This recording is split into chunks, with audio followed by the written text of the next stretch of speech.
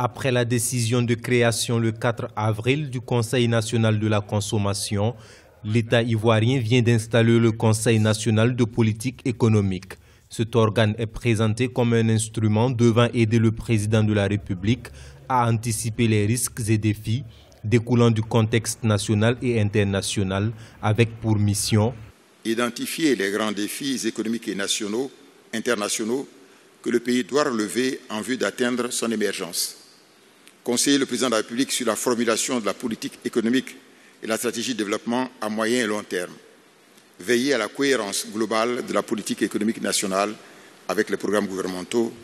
Et enfin, renforcer les activités d'intelligence économique, notamment la collecte et la maîtrise d'informations critiques utiles à la formulation de la politique économique et sociale. L'installation du Conseil national de politique économique est saluée par le patronat ivoirien.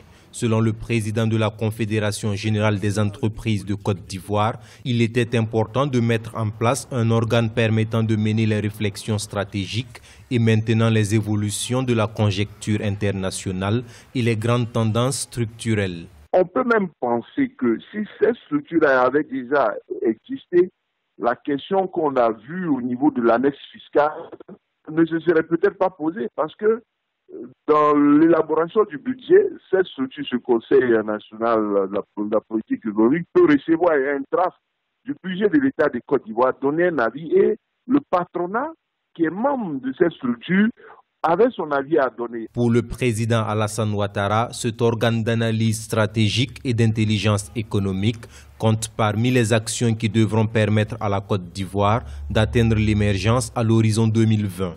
L'État ivoirien a dans ce sens mis en œuvre un premier plan national de développement pour la période 2012-2015 d'un coût de 11 milliards de francs CFA, suivi du deuxième plan pour la période 2016-2020 d'un coût de 30 milliards de francs CFA.